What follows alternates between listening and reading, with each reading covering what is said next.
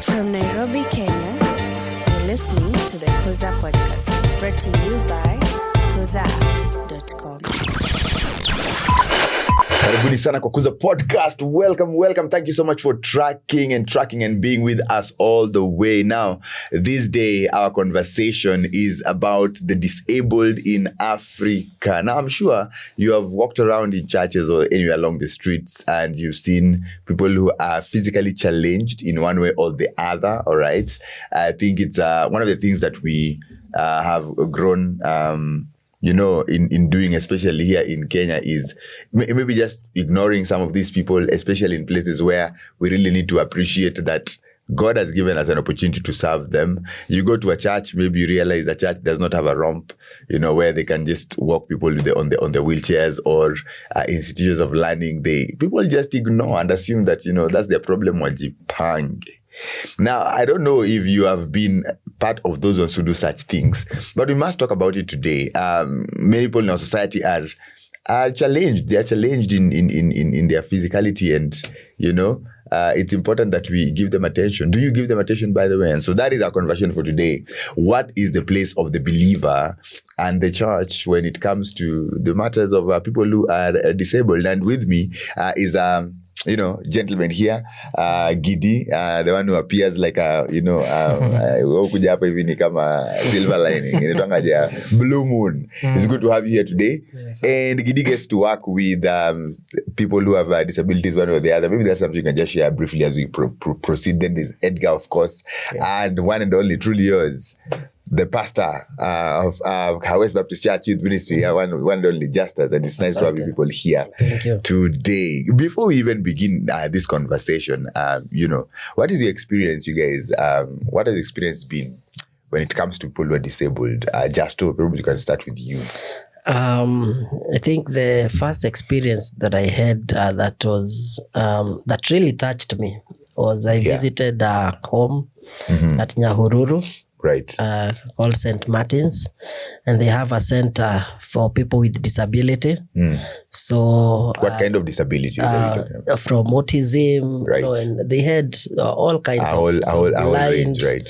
Yes, and some of the conversations we were having, it was like, these people have all the needs like they usually have, including even sexual desires and such. Yes. And so, getting to hear all this, but now because of the space they are in, they have to struggle and fight this through. Yes. And looking that there are people, of course, who have got even both feet and they cannot even contain themselves. I think they are the disabled. Because we live in sin, we are struggling, but they are individuals who have got all these struggles and battles. Right. But because of how they are, of course, they don't have that privilege of like the way other people in the world have of indulging in all manner of things. Right. But to me, I think that really touched me, and getting to know, of course, even spiritual needs, emotional, physical needs. Right. They have all this just like us. And so actually we had gone to preach, and it turned out that you are the ones who are ministered to. So, exactly. All right. Yeah. Interesting. Edgar, what's your experience with this group of people? I can say I've had a lot of direct experiences with them. Oh, really? Okay. But just the stories I've heard from even people like Gideon, who works with them directly, even people like Johnny Erickson Tada, who became a quadriplegic at age 17, just hearing their stories and how they have persevered by grace, even the questions they ask at first, but then how God has graciously seen them through their trials and held them fast to the point that they have ministries today is truly a delight. And even seeing them on the streets, some I even now personally, some I see on the streets, and you see them very happy. Even as you get to help them in one way or another, they are very happy people. Even they are some of the strongest people around, that even their disabilities, even though painful at times, it does not weigh them down. They still forge ahead and still trust in some form. Okay. Yeah. Well, I mean, you should take some time, man, and interact with some of these people directly. Maybe that's a challenge that you should receive. But Gidi, you work with these people, you and your wife, and you have given your lives to a great extent to a particular team of people. So how? Before you started the ministry and just reaching out to them, what was it like for you, initially in interacting with these people with disabilities? Yeah, so I started interacting with friends who have disability even before we started the ministry. Yeah. And for me, I think the first time it was out of ignorance. Okay. Sometimes you could fear them, or you could think they are not like any other person. So I used to have that stigma and to spread that stigma and ignorance. But we've been working with them. We have a center in Kibera. Yes. Where we reach out to persons with disabilities and those people who care for them. We call them caregivers, either a parent or a guardian. Right. Yeah, so we have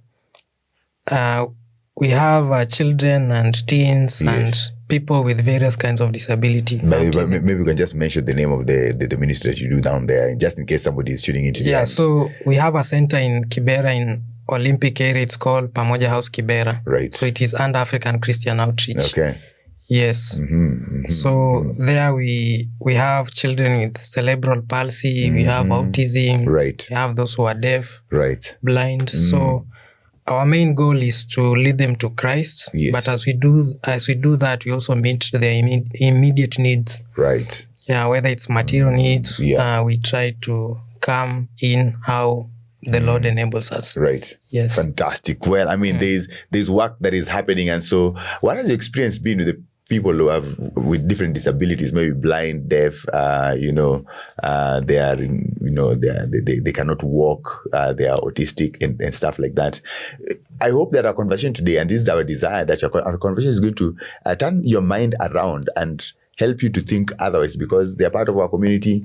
And as people who are born again, this is part of the responsibility that God is calling us to make sure definitely that we take up as part of the gospel ministry. And so, are the disabled cast, Gideon, as you interact with them? I mean, ini laana, amani, because I know of parents who can't even get their kids to interact with the outside world because of this disability. So are they cast? What's the situation? What are we looking at?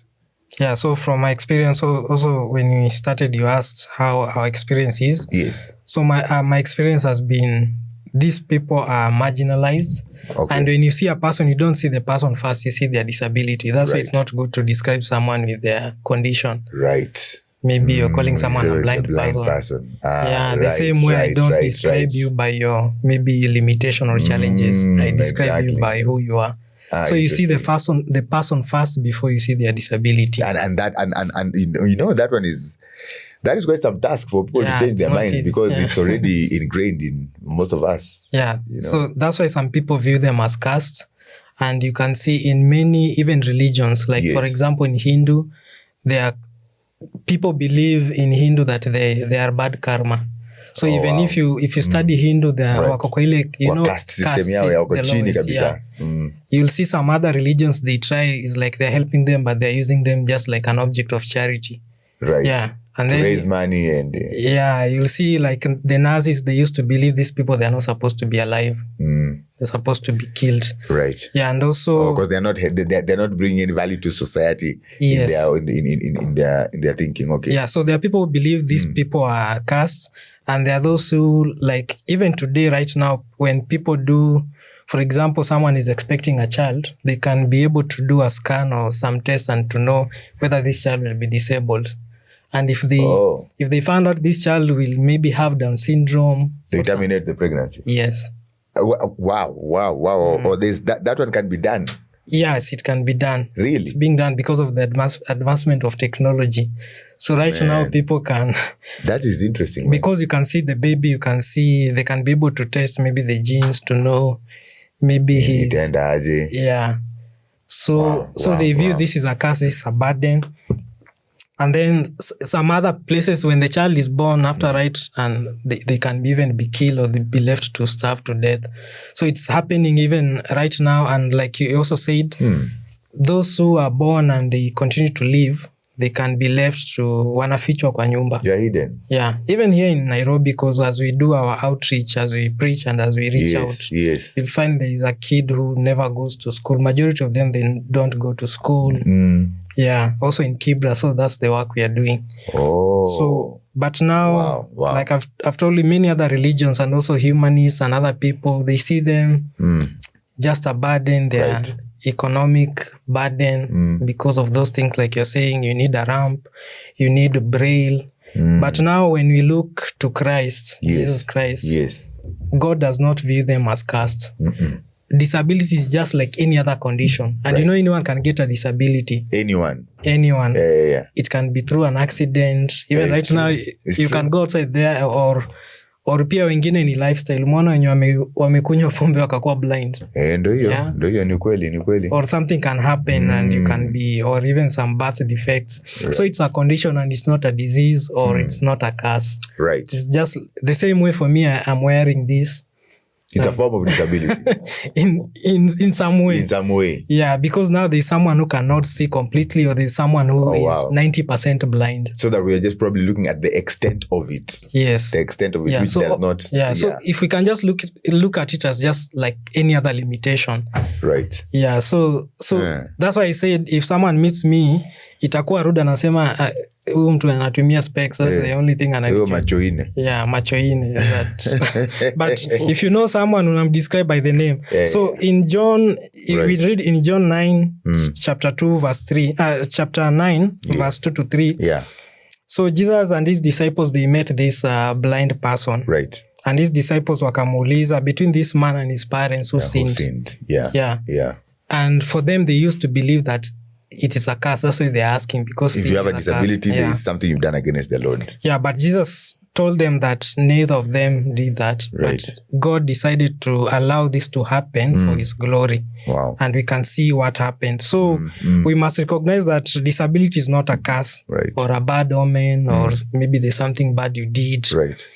But we must recognize that these children or these people, they are valued by God. Right. And you can, if there are so many verses where even God himself, like for example, if you read Proverbs 31 verse 8 to 9, he says, open your mouth for the dumb, for the rights of all the unfortunate. Open your mouth, judge righteously and defend the rights of the afflicted and needy. So speak about it. Yeah. Defend them. So because God cares for them, so he could not have said that if he thought this is a curse. Right. Yeah. And we can see how God continued to interact with them. So a disability is just a human condition through which God's power can be displayed in the life of these people.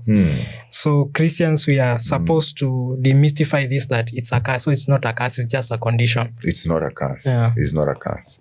I think that one is important for us to understand, because I mean, at the end of the day, probably we need to define even what is a curse. What's a curse biblically, you know?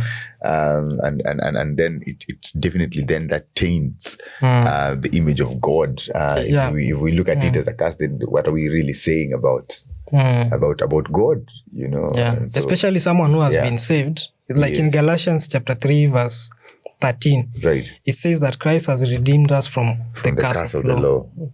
So we are no longer under condemnation. Right. Yes. This is not a curse. It is not a curse. People with different disabilities are not cursed.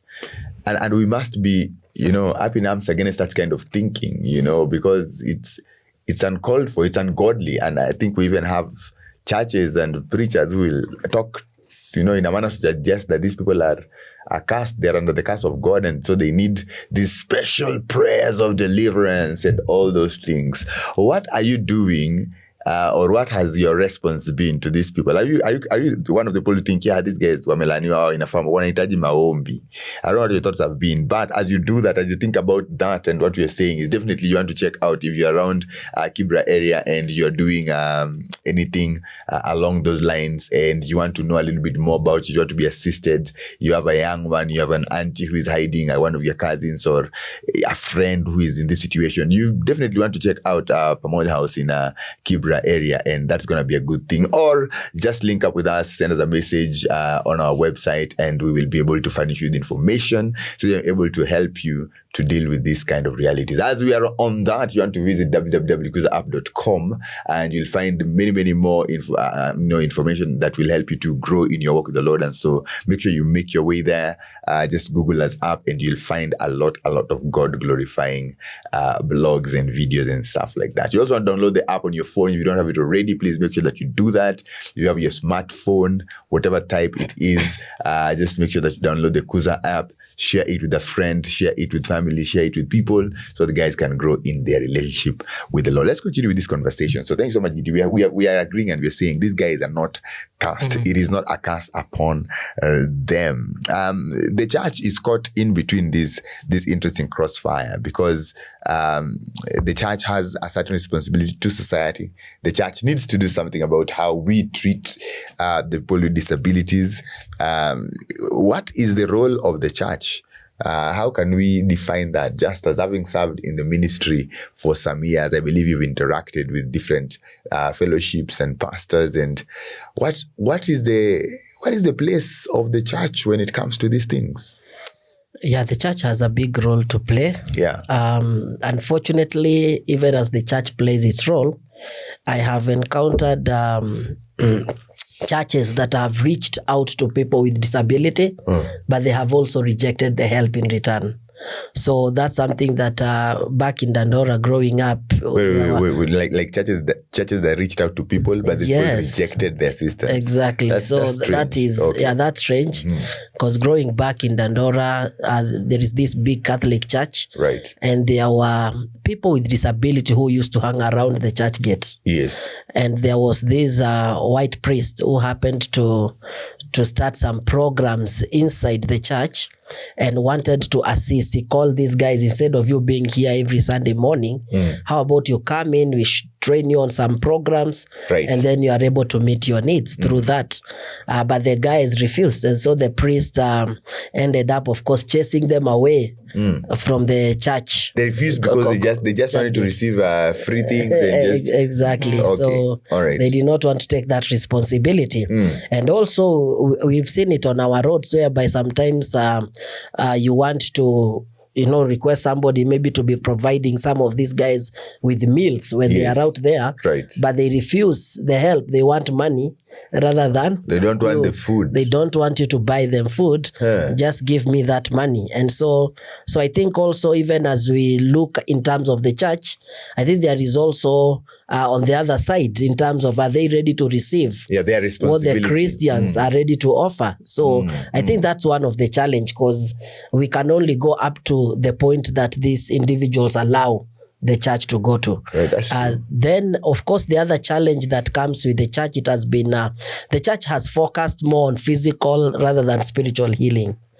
And that is for many years, so that if there are people with disability in a church I'm ministering to, the pastors fear like they will be perceived to have no power, to heal. Oh, is that? Oh, wow. Right. Yes, and so I would rather not have people with disability in my church rather than the congregation or people there. I'm preaching that Jesus heals. So that is of course one of the challenge that I have seen, and I think we need to come into terms with that, because even for Christ, he never healed all the people who had sicknesses, paralyzed. He was not healing everyone. He was coming across, Right. And so it is good for us to get to appreciate the other ways that God is still working, in the lives of these individuals. And so that has been, again, a challenge. Again, in terms of the church, it has been like what you just mentioned, the belief that disability is caused by sin. And yes, and this has also been a big challenge, because you see Luke chapter 5, Jesus heals a paralyzed man, and the first thing that Jesus says is that your sins are forgiven. Right. So this has been seen as a link between the disability or the paralysis or whatever the problems, and sin has been seen as that link, that this is why you are the way you are. And so Gideon addresses that in that John chapter 9, when he shared about the way Jesus responded Yes. to the disciples' questions. And so there has been that. And you see, when this person is not healed, Yeah. they've been told you have little faith. Right. Enda kwanza ukuze They need imani. to trust deeper. Enda kwanza Yeah. ukuze imani Yeah, urudi. yeah. So that has been the nini. Again, the other challenge with the church has been the cost of ministering to people with disability. The cost. Yes, I think Right. it's also much higher than many church can afford. What do you mean higher, Justin? Looking at you might need to have some special talk of maybe reserved parking spaces.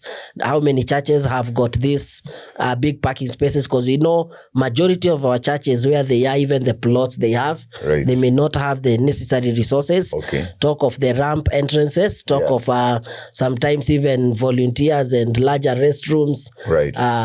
So I think many churches also Sign language, somebody. exactly, people, somebody in sign language, yeah. so that again talks about the personnel, people to handle individuals who can handle people with disability. Right. And this one also is a reflection even to the nation. How many schools have got the same resources? How many schools, even Christian schools, have personnel who are able to handle people with disability?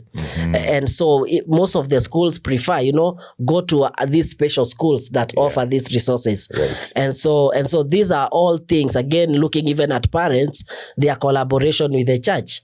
The parents are some parents with children with disability, like our brother Gideon has said, leaving their children at home, not wanting, to be seen around or to be involved in their lives, so that wale wanaenda shule, wametupiwa walimu, let the teachers carry all the burden, right, and even train my child how to go to washroom and other things. So I think the church is able to come through by ensuring there is that accessibility, so that if the church is in a position to provide personnel to handle our brothers and sisters, and to make sure maybe there is those reserved parking spaces, maybe there is a space, maybe there is even the braille, whatever computers that they can learn, or even when they are doing church bulleting, they can have at least use some fonts, that individuals are able to see what is written. Having a sign language interpreter in the church, I think that is important. It is important. And then also remembering that their greatest need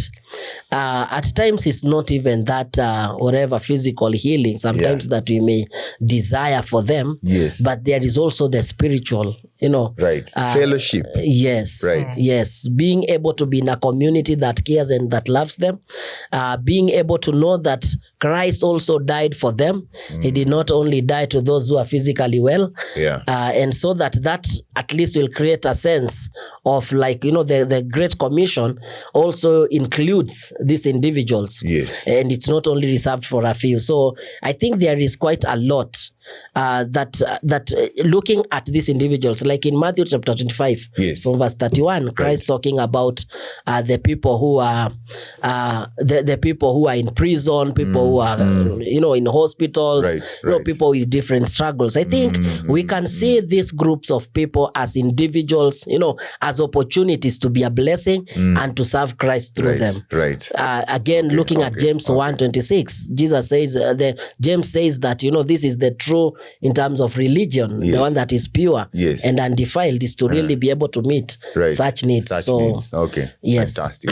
There's a lot of work for the church to do, and we cannot walk away from it. We cannot run away from it. Are we taking responsibility as a church to respond to the command to fellowship, serve, reach out to the disabled? What is your church doing about it, by the way? You want to think about it. If there's nothing being done, you probably want to drop this conversation with your pastor or with your deacons or with somebody. What are we doing for the people who are disabled? Are we giving them opportunity to know that they're part of the fellowship?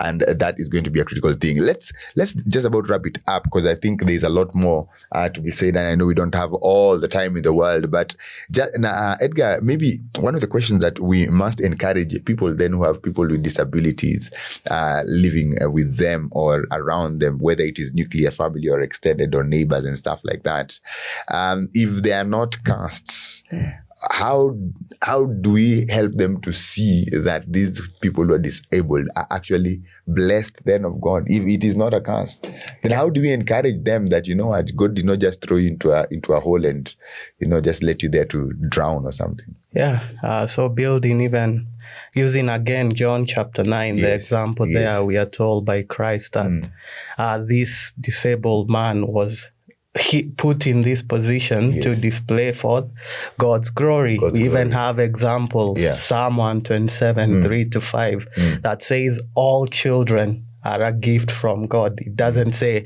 this child is my gift, this one is 50-50. And also Psalm 139, we are fearfully and wonderfully made. It doesn't say huyu ndio ako fearfully, huyu ako wonderfully kando. So there is no like right.